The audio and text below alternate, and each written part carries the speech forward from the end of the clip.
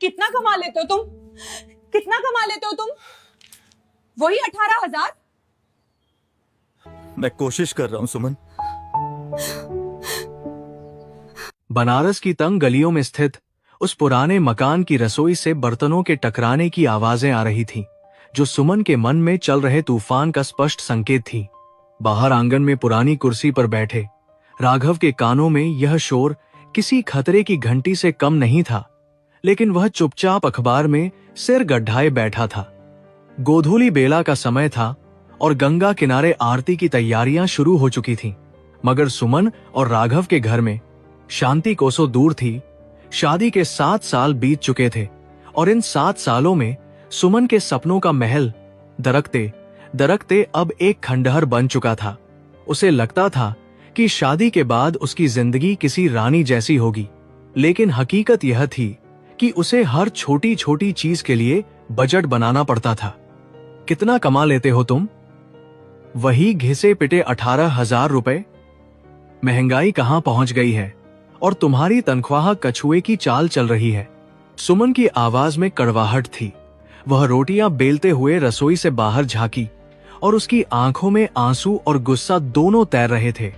मेरी सहेली नेहा को देखो, उसका पति पिछले महीने ही नई गाड़ी लाया है और हम आज भी उस खटारा स्कूटर पर धक्के खा रहे हैं, जिसे स्टार्ट करने में ही आधा घंटा लगता है। शर्म नहीं आती तुम्हें? राघव ने अखबार नीचे किया। उसकी आंखों में दिन भर की थकान और एक अजीब सा सूनापन था। वह बनारस की एक मशहूर साड़ी की दुकान पर मुनीम का काम करता था। सुबह 9 बजे जाता और रात के 9 बजे तक ग्राहकों को साड़ियां दिखाता, हिसाब किताब रखता और फिर थका हारा घर लौटता। सुमन, मैं कोशिश तो कर रहा हूं, राघव ने धीमी आवाज में कहा। कोशिश? इसे कोशिश कहते हैं? 7 साल में तुमने क्या दिया है मुझे? यह टूटा हुआ पलंग, रिश्ती हुई छत और यह पुराना कूलर जो हवा कम और शोर ज्यादा देता है। सुमन का गुस्सा 7वें आसमान पर था। काश मैंने पिताजी की बात मान ली होती और उस सरकारी बाबू से शादी कर ली होती, तो आज मुझे यह दिन न देखना पड़ता। तुम एक नाकाबिल इंसान हो राघव। तुमसे शादी करना मेरी जिंदगी की सबसे बड़ी गलती थी। यह आखिरी वाक्य राघव के दिल को चीरता हुआ निकल गया। वह चुपचाप उठा। उसने अपनी चप्पलें पहनी और बिना कुछ कहे घर से बाहर निकल गया। बनारस की गलियां अब अंधेरे में डूब रही थीं। सुमन को लगा कि वह रोज की तरह थोड़ी देर में घाट पर बैठकर या किसी दोस्त से मिलकर शांत होकर लौट आएगा। उसने खाना मेज पर लगा दिया और इंतजार करने लगी। घड़ी की सुइयां टिक टिक करती रहीं। 9 बजे, 10 बजे, फिर 11 बज गए। राघव का कहीं पता नहीं था। बाहर कुत्तों के भौंकने की आवाजें आ रही थीं और दूर कहीं मंदिर की घंटियां बज रही थीं। सुमन के मन में अब गुस्से की जगह चिंता ने ले ली थी। उसने राघव के मोबाइल पर फोन किया, लेकिन वह बंद आ रहा था। ऐसा पहले कभी नहीं हुआ था। राघव चाहे कितना भी नाराज हो, रात के खाने के वक्त तक लौट आता था। सुमन ने घबराहट में राघव के दोस्त विमल को फोन किया, फिर साड़ी की दुकान के मालिक गुप्ता जी को, लेकिन किसी को कुछ नहीं पता था। वह पूरी रात दरवाजे पर बैठी रही। हर आहट पर उसे लगता कि राघव आया है, लेकिन वह नहीं आया। सुबह हुई, फिर दोपहर और फिर शाम। 3 दिन बीत गए। राघव का कोई सुराग नहीं था। सुमन का रो रोकर बुरा हाल था। उसे अपनी कही हर कड़वी बात याद आ रही थी। कैसे वह राघव के कपड़ों का मजाक उड़ाती थी, कैसे उसकी मेहनत को कोसती थी। चौथे दिन दोपहर के वक्त दरवाजे पर दस्तक हुई। सुमन दौड़कर गई। सामने राघव का बचपन का दोस्त महेश खड़ा था। उसके चेहरे पर हवाइयां उड़ रही थीं।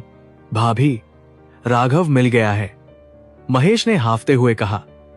कहाँ है वो? ठीक तो है ना? सुमन ने कांपती आवाज में पूछा। वो कबीर चौरा अस्पताल में है, हालत गंभीर है। सुमन को लगा जैसे उसके पैरों तले से जमीन खिसक गई हो। वह नंगे पैर ही महेश के साथ दौड़ पड़ी। अस्पताल की उस विशिष्ट गंध और भीड़ भाड़ के बीच जब वह जनरल वार्ड के एक कोने वाले बिस्तर पर पहुंची, तो उसका कलेजा मुंह को आ गया। राघव वहां लेटा था। शरीर पीला पड़ चुका था, आंखों के नीचे गहरे गड्ढे थे और हाथों में ड्रिप लगी थी। डॉक्टर ने सुमन को किनारे बुलाया। आप इनकी पत्नी हैं? डॉक्टर ने पूछा। सुमन ने सिर्फ सिर हिलाया, क्योंकि उसके गले से आवाज नहीं निकल रही थी। इन्हें लिवर सिरोसिस है, बीमारी बहुत पुरानी है। पिछले 8 महीनों से यह हमारे पास इलाज के लिए आ रहे थे, लेकिन इन्होंने सख्त हिदायत दी थी कि घर पर किसी को न बताया जाए। डॉक्टर की बातें सुनकर सुमन सन्न रह गई। 8 महीने? लेकिन मुझे तो। जी हां, डॉक्टर ने बात काटते हुए कहा। इनकी दवाइयां बहुत महंगी थीं। यह अपनी तनख्वाह का बड़ा हिस्सा, लगभग 10,000 रुपए, हर महीने इलाज और टेस्ट में खर्च कर देते थे, और बाकी जो बचता था वो घर देते थे। यह नहीं चाहते थे कि आप परेशान हो या घर के खर्च में कोई कमी आए, इसलिए यह दर्द सहते रहे और काम करते रहे। 3 दिन पहले यह दशाश्वमेध घाट की सीढ़ियों पर बेहोश मिले थे। किसी ने इन्हें यहां भर्ती कराया। सुमन की आंखों से आंसुओं का सैलाब बह निकला। उसे याद आया कि कैसे पिछले कुछ महीनों से राघव घर के खर्च के लिए पैसे कम दे रहा था, और वह उस पर चिल्लाती थी कि उसने पैसे कहां उड़ा दिए, जबकि वह अपनी जिंदगी बचाने की जंग लड़ रहा था। अब इनकी हालत बहुत नाजुक है। इस साथ डॉक्टर ने गंभीर स्वर में कहा, हमें जल्द से जल्द ऑपरेशन करना होगा, वरना इन्हें बचाना मुश्किल है, और इस ऑपरेशन का खर्च करीब 2 लाख रुपए आएगा। सुमन लड़खड़ाते कदमों से राघव के पास गई। राघव ने धीरे से आंखें खोली। उसकी नजर धुंधली थी, लेकिन उसने सुमन को पहचान लिया। तुम यहां? उसकी आवाज बहुत कमजोर थी। माफ कर दो मुझे, मैं तुम्हें खुश नहीं रख पाया। सुमन ने उसके मुंह पर हाथ रख दिया। चुप रहो, एकदम चुप, कुछ मत बोलो। मैंने तुम्हें बहुत सताया है, मुझे माफ कर दो। राघव, वह फूट फूट कर रोने लगी। मैं सब ठीक कर दूंगी, तुम्हें कुछ नहीं होने दूंगी। लेकिन यह कहना जितना आसान था, करना उतना ही मुश्किल। सुमन के पास फूटी कौड़ी नहीं थी। घर में जो थोड़े बहुत पैसे थे, वो पिछले 3 दिनों में खर्च हो चुके थे। उसने अपने पिता को फोन किया, लेकिन उधर से वही जवाब मिला जो उसे डर था। हमने तुझे पहले ही कहा था, अब हमारे पास इतने पैसे नहीं हैं कि हम उस बीमार दामाद पर लुटाएं। सुमन ने फोन काट दिया और अपनी अलमारी खंगाली। शादी के समय मिली सोने की चेन और कानों के झुमके ही उसकी जमा पूंजी थी। वह सुनार की दुकान पर गई, लेकिन वहां से उसे केवल 70,000 रुपए मिले। अभी भी 1,30,000 कम थे। उसने अपनी उस अमीर सहेली नेहा को फोन किया, जिसके उदाहरण वह राघव को दिया करती थी। नेहा, मुझे तुम्हारी मदद चाहिए, राघव अस्पताल में है। सुमन ने रोते हुए सारी बात बताई। नेहा ने ठंडे स्वर में कहा, ओह, बहुत बुरा हुआ सुमन, लेकिन अभी तो हमने नई गाड़ी ली है और घर का रिनोवेशन चल रहा है। मेरे पति को उधार देना पसंद नहीं है, सॉरी यार। और फोन कट गया। सुमन का भ्रम टूट गया। जिस नेहा की दौलत पर वह राघव को ताने देती थी, वह आज जरूरत के वक्त पराई हो गई। हताश होकर सुमन अस्पताल के बाहर सीढ़ियों पर बैठकर रोने लगी। उसे कोई रास्ता नहीं सूझ रहा था। तभी एक हाथ उसके कंधे पर आया। उसने सिर उठाकर देखा तो उसके मोहल्ले की बूढ़ी अम्मा, जिन्हें सब दादी कहते थे, खड़ी थी। बेटी, क्यों रो रही है? दादी ने पूछा। सुमन ने सिसकते हुए अपनी बेबसी बता दी। दादी ने अपनी पुरानी साड़ी के पल्लू से एक पोटली निकाली और सुमन के हाथ में रख दी। इसमें 25,000 रुपए हैं बेटी, मेरे मरने के बाद के क्रियाकर्म के लिए जमा किए थे, लेकिन राघव की जान से बढ़कर नहीं है। सुमन हैरान रह गई। लेकिन दादी, आप? रख ले बेटी, दादी ने कहा। तुझे पता नहीं है, लेकिन तेरा पति देवता है। जब मेरे घुटनों में दर्द होता था और मैं चल नहीं पाती थी, तो राघव ही रोज सुबह मेरे लिए मंदिर से प्रसाद और दवाइयां लाकर देता था। उसने कभी मुझसे 1 पैसा नहीं लिया। कहता था, आप मेरी मां जैसी हैं।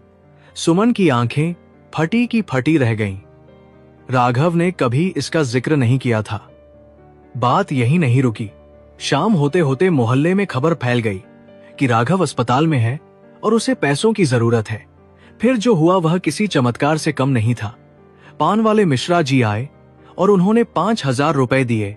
भाभी जी, जब मेरी बेटी की शादी में पैसे कम पड़ रहे थे तो राघव भैया ने चुपचाप मुझे अपनी सेविंग्स से पैसे दिए थे। आज मेरा फर्ज है। उसके बाद रिक्शे वाला कल्लू आया। उसने अपनी दिन भर की कमाई और कुछ जमा किए हुए 3,000 रुपए दिए।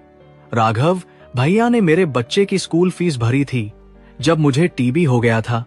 देखते ही देखते अस्पताल के उस गलियारे में मोहल्ले वालों की भीड़ लग गई। कोई 2,000 लाया, कोई 500, तो कोई 10,000।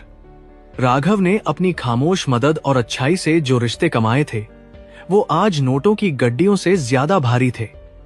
सुमन के पास शाम तक पूरे 2 लाख रुपए जमा हो गए थे। उसने कांपते हाथों से पैसे जमा कराए और ऑपरेशन शुरू हुआ। 5 घंटे तक चले ऑपरेशन के बाद जब डॉक्टर बाहर आए और उन्होंने मुस्कुराते हुए कहा, ऑपरेशन सफल रहा, वो खतरे से बाहर है, तो वहां मौजूद हर शख्स ने राहत की सांस ली। सुमन ने मन ही मन ईश्वर को धन्यवाद दिया, लेकिन असली इम्तिहान अभी बाकी था। डॉक्टर ने कहा था कि राघव को कम से कम 4 महीने तक पूर्ण विश्राम की जरूरत है।